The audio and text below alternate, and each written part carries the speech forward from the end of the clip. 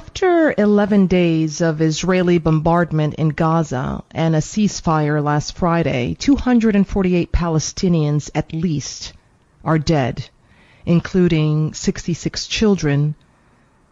But also, Gaza is now, once again, unrecognizable. Meanwhile, all of the underlying strategies of settler colonial domination that brought us to this point remain intact. Land confiscation, violent police harassment of Palestinians, and policies designed to erase Palestinian history and culture. Just yesterday, Sunday, dozens of Jewish settlers, flanked by heavily armed Israeli special forces, entered the Al-Aqsa Mosque in occupied East Jerusalem. And the Al-Aqsa Mosque is the third holiest site in Islam. Hours earlier, Palestinian worshippers had been beaten and assaulted by Israeli police. So what does this fragile peace look like in the rest of occupied Palestine? And what are conditions like right now in the West Bank? For perspective on these questions, we welcome Rana, Nazzal Hamadeh, a Palestinian artist and activist living between Toronto and Ramallah in occupied Palestine. Over the past decade, she has been involved in organizing for abolition, climate justice, and the boycott, divestment, and sanctions movement against Israel. She has run multiple youth programs, blending arts with social justice work since 2014. Her photography, film, and installation work draws on these wider movements to offer creative interruptions to settler colonialism. We welcome Rana to A New Day. Hi, Joanna. Good morning. Good morning. First of all, how are you? You're close to ground zero. Yeah, it's been a very intense month. I have to say, a lot of competing emotions. I think I've repeated the phrase that I feel like it just is so overwhelming. For example, to walk a protest march down the same street that we walk a funeral down the next day. We've seen a lot of losses and a lot of tragedy, and at the same time, we've seen historic resistance that I've never seen in my adult life. And we're just kind of trying to carry all of those emotions at the same time. Can you give us a sense of what things look like on the ground in the West Bank, even in Ramallah, and maybe take us to what you think is going on in Gaza? Yeah, absolutely. I want to start with talking about Jerusalem. I think, at least from my perspective, this may have been the impetus for a lot of what happened this month. In the East Jerusalem neighborhoods of Sheikh Jarrah and Silwan, many people have heard about Sheikh Jarrah because of a very successful media and social media campaign that the residents have held. In both of these neighborhoods, they're just seeing very rapid ethnic cleansing. They're both East Jerusalem neighborhoods, so under international law, they're supposedly Palestinian, part of the Palestinian state, and should be protected. But what's happening is literally Israeli settlers are breaking into Palestinian homes and moving in. And then what happens is the Israeli army will come and will support their residency in the homes they've broken into.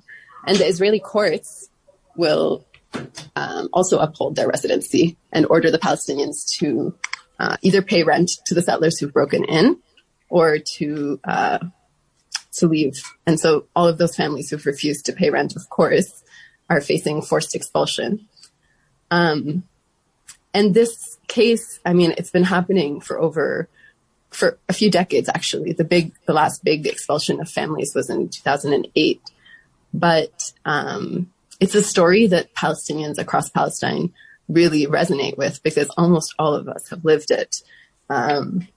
it's a story most of us lived in 1948. My father was forcibly expelled from his house in Tabaria in 1948. The entire city of Tabaria, Tiberias, was ethnically cleansed then. So what we're seeing in Sheikh Jarrah is like a microcosm of this great Palestinian history.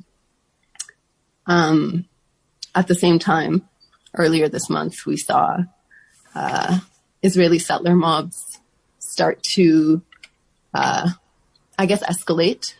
Again, I think everything that I'm about to tell you is part of a historic story, meaning that it's all happened before in different ways, but it all kind of coalesced into this month.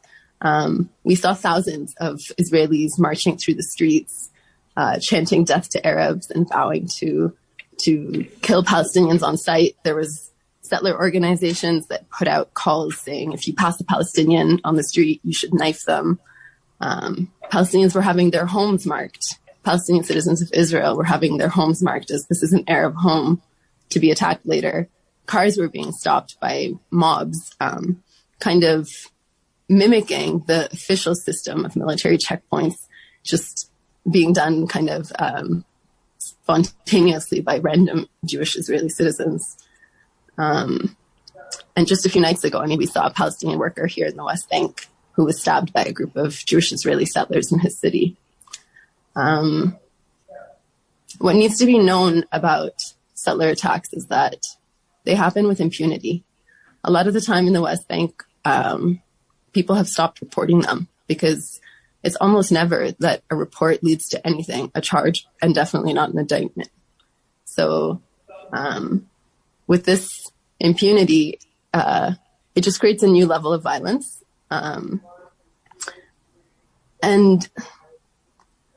All of this was happening before Israel ramped up its airstrikes onto Gaza. We began to see a popular uprising that people who are, millennials, most millennials have never seen in their life. They have never seen Palestinians in all parts of the Palestinian diaspora resisting at the same time. Earlier this month, for example, we saw Palestinians in Syria, Lebanon, and Jordan raid the Palestinian borders, or the Israeli borders now, kind of symbolically returning home. And we saw some of them killed at the borders as well during those protests. We've seen 1948 Palestinians, which is what we call Palestinian citizens of Israel, leading historic protests that have never happened this way before. Palestinian citizens of Israel have always participated in resistance in different ways, but never in this overt kind of protesting, publicly popular uprising type of way. And that is absolutely historic. And what all of this means is that we were kind of challenging the fragmentation that Israel has imposed on Palestinians through the permit regime, through the borders, through the lack of movement between these different factions, through the displacements. And so people are starting already to call what happened this month the Unity Uprising, because it's been all about unifying the Palestinian people. Rana, and then, of course, we saw, Rana, and I heard you speak a bit about this on the show already, the absolutely devastating attacks on Gaza. And what we heard from people on the ground was that the weapons were unfamiliar. They were using new technologies and new frightening weapons. But it's also not a new phenomenon to see Israel, for example, strike down 20 members of a single family, which is what happened to the extended family of a friend of mine. 23 members of his family were killed in a single strike, from 6 months old to 90 years old. They wiped out 4 generations of a single family and left one child. One child survived the strike. These stories are absolutely, I can't find another word other than genocide to speak about the wiping out of entire clans.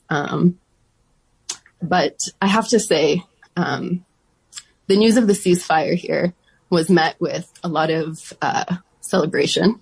not only because we're relieved that the airstrikes at least have ceased for now,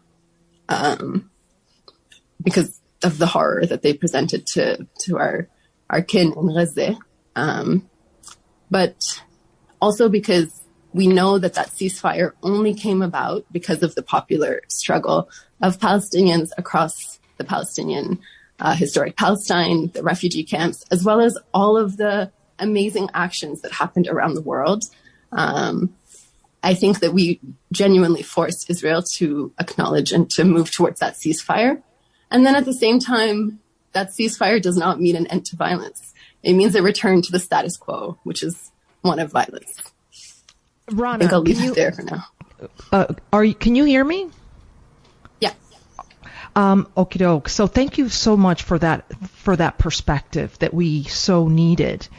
What led to the ceasefire, and part of what you're bringing to this conversation is that the uprising in Palestine, but also at the borders,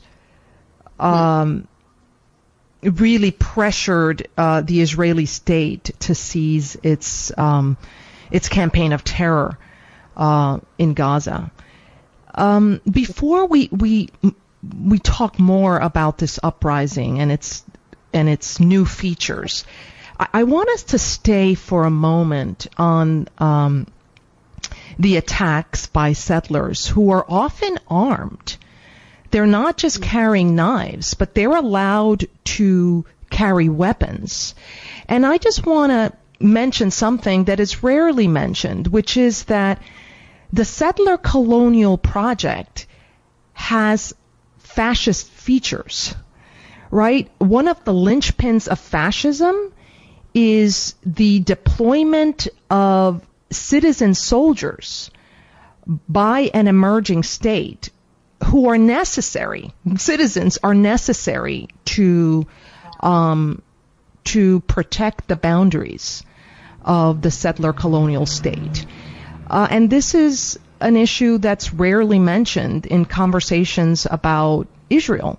But if you go to Israel and you look physically at the landscape, the resonances with the fascist project emerge. Can you comment on that? Yeah, thank you so much for that. I mean, I think popularly people say Israeli settlers are much more terrifying to have to come up against than the Israeli soldiers. It's not because the soldiers won't commit, incredible violence, but there is some amount of the soldiers represent the state and are following some specific orders, while settlers are completely off script. They commit crimes that the state supposedly cannot do so overtly, and their crimes are entirely part of the plans of the state. I mean, it's built into the vision of Zionist settler colonialism. In Sheikh Jarrah, the settlers breaking into homes and taking them over is part of the wider Zionist plan to take over East Jerusalem. And so they're doing the work of the state, but they're doing it in kind of rogue factions that the state can kind of distance themselves from, but then also uphold when it comes to court cases or the support of the military. And here in the West Bank, we also see there are laws, for example, that if a Jewish Israeli happens to squat on a piece of land here, they can eventually take ownership of that land. Of course, that does not apply to Palestinian or non-Jewish citizens whose land is expropriated every day. But the way we see that playing out, for example, is a single Jewish family will come and bring a trailer and set that trailer up at the top of a hill in a village near Nablus, for example. We've seen it so many times, and the Israeli army will come in to defend them, supposedly to protect them from violent Palestinians when they're squatting on Palestinian land. And slowly, the trailer will become more and more permanent. And over time, those laws will come into effect to give official ownership to either the Israeli settlers or to the Israeli state of that land. And that's one of the ways that we see the relationship between settlers and the state. You're listening to the voice of Rana Nazzal Hamadeh, a Palestinian artist and activist living between Toronto and Ramallah in occupied Palestine. And over the past decade, she's been involved in organizing for abolition, climate justice, and the boycott, divestment, and sanctions movement against Israel. And she's calling us right now from Ramallah. And we're talking about the fallout of the bombardment of Gaza over the last 2 weeks. But we're also talking about an uprising that pressured the Israeli state into the ceasefire. I'm Johanna Fernandez, your host of A New Day, and you're listening to WBAI at 99.5 FM in New York. And we're going to take calls, 212-209-2877. 212-209-2877. Do you have any comments or questions or perhaps statements of solidarity for the people of Palestine? 212-209-2877. That's 212-209-2877. Rana, can you tell us a little bit more about the new character of this uprising, especially among millennials, as you said, who for the first time have seen an uprising in all corners of the region? And maybe you can talk to us about the labor strike, the strike that happened on May 18th, I think. Yeah, it's actually really amazing. I mean, if you look at the faces who are joining the protests, most of them are young. A lot of them are younger than me. I'm 29. A lot of them are around 20 and younger, or around that age. And they especially were really young in the early 2000s during the Second Intifada, which was the last time that we really saw this type of collective uprising. I think the moment that we realized something was happening was when we started to see people gathering in the streets for protests without an invitation, where normally, a protest has to be organized and someone has to be the leader of it and someone has to invite people to the street. But people were just going spontaneously. And the strike kind of mimics that. Nobody knows really where the strike originated from. It had no specific leader. It came from Palestinians, and it came from many different places. Like, for example, you begin to see different shops and different trade unions and things like that putting out calls for the strike. People were creating their own graphics and their own actions and activities the day of the strike. And it wasn't coming from anywhere that was centralized. It was also historic because it included the Palestinian citizens of Israel. Like I said, what we call 1948 Palestinians. So they make up 20% of Israel's population. And of the workforce in so-called Israel, they make up 50% of pharmacists, of construction workers. They make up over 20% of the doctors and the nurses. They make up a big part of the sanitation workers. And so on the day of the historic strike, which was Tuesday, May 18th, we saw, for example, the construction sector completely be shut down because of the 65,000 Palestinian construction workers from the occupied territory, the West Bank, only 110 went to work. And to put that in comparison, during the height of the COVID lockdowns, 43,000 were still going to work. So this was an amazing shutdown of the construction sector. And it supposedly cost about 130 million shekels to the construction industry, which is $39 million. It really shows the immense power of Palestinian labor. And I think the participation of Palestinian citizens of Israel, like I said, was very historic. But I think this piece really is what scares Israel's settler colonial domination. And then I'd also just want to add that part of it was a call out to trade unions around the world. And we saw, for example, Italian and South African dock workers refusing to offload shipments in Italy, specifically a shipment of weapons.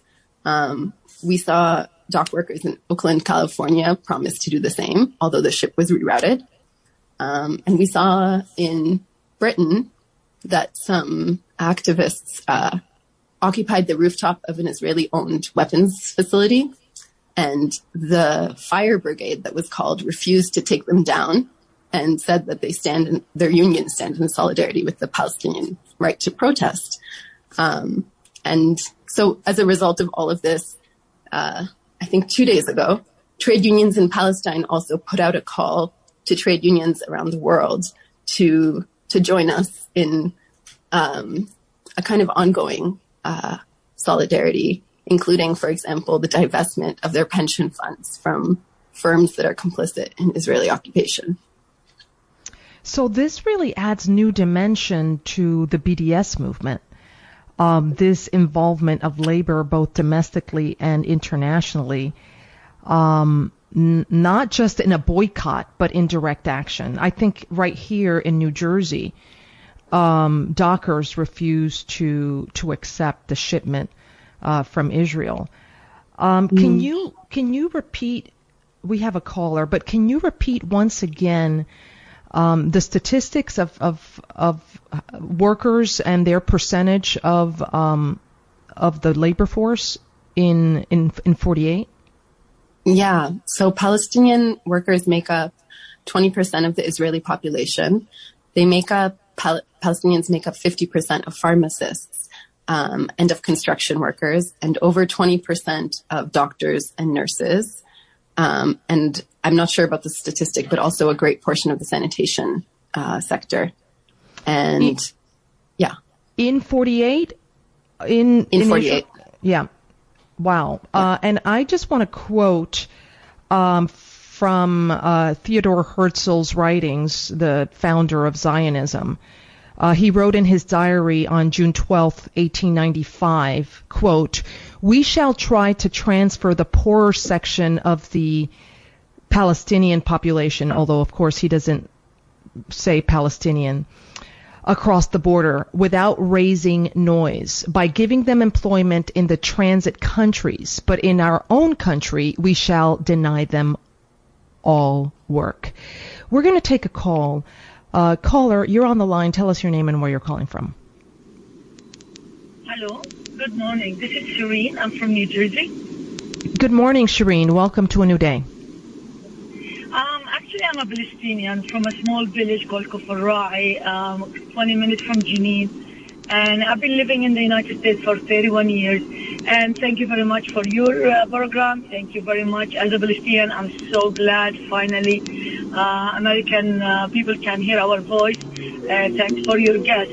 I just want to call about my experience. I'm living here for 31 years. My family suffered a lot in the second Intifada. And I think your guest, hope she mentioned that demolishing homes of activists. In 2002, the Israeli military were behind, after my brother. And before even they arrested him, my house was blown and demolished in Jenin. And then left 13 members of my family homeless, looking for a shelter to live in. And then within 2 months, they bombed another house because my brother was hiding in it, ended up killing him, and demolished a house he was renting. So this is another policy of Israel, demolishing homes of Palestinian activists and basically harm them and harm their families and their neighbors. So I was like any other American, opened the TV and I saw pictures of my brother being killed without even arresting him or sentence of any accusation. And before that, my brother Iyad was sentenced for 120 years in Israeli prison. But after 9 years of his sentence, he was released with the Oslo Agreement. Within 1999 was released. Within 2 years, he was killed. With so many accusations, which is 100% as his sister, is all lies from the Israeli government, from the Israeli policy. Any young activists accusing of any throwing rocks or protesting have been really suffering of long prisoner time. And there is thousands of young children, Palestinians, who are spending all their youth, best years in prison. So I would like to touch on that. So thank you very much for taking my call. Thank you so very much for sharing that story with us, and we stand in solidarity with you and the Palestinian people, and our deep condolences to you, to your family, but all of Palestine. And we will give it back to you, Rana. We have approximately a minute and a half. Thank you. I appreciated the caller sharing her story, and unfortunately such a familiar one. I'm also from the Jenin area. I just wanted to say that yesterday the Israeli police put out a call saying that they will be carrying out 500 arrests of activists, of Palestinian citizens of Israel who participated in the popular uprising. And already 1,500 have been arrested and 200 charges have been laid just this month, just with this recent uprising. And if you count the West Bank as well, we're looking at 2,000 arrests. Mass arrest is one of Israel's MO ways of dealing with Palestinians. As the caller mentioned, sometimes people get sentences that are longer than the lifespan of a person. Sometimes people get sentences of several, like 5 life sentences, for example, we've seen some of our political leaders receive. And one of the kind of horrifying policies that Israel has is to keep the bodies of the prisoners for the length of their entire given sentence. So they also will not return the body if it's a 5 life year sentence for several decades after the person's death. And so they're still holding the bodies of a lot of the major political leaders from the earlier intifadas. And I just think there's so much to talk about that I never really know where to go. And they keep them frozen for some time. They were keeping them frozen in these large refrigerators. The bodies. Even beyond like kind of higher profile political leaders, even the bodies of people Children. that they kill in protest. Yeah, young people. Often what will happen is if someone is killed in protest, the family will rush to bury them to make sure that the body isn't confiscated by the Israeli army. And they'll bury them within an hour of them being killed, for example, to try and prevent that. You've been listening to the voice of Rana Nazzal Hamadeh, a Palestinian artist and activist living between Toronto and Ramallah in occupied Palestine. She's calling us from Ramallah right now. Over the past decade, she has been involved in organizing for abolition, climate justice, and the boycott, divestment, and sanctions movement against Israel. Rana, thank you so very much for taking time out of your life in all of its difficulties and in the context of all of the grief you're experiencing. But we welcome you back here to A New Day, and hopefully we can bring you back soon if you'd like to continue this conversation. Thank you so much, Joanna. Thank you.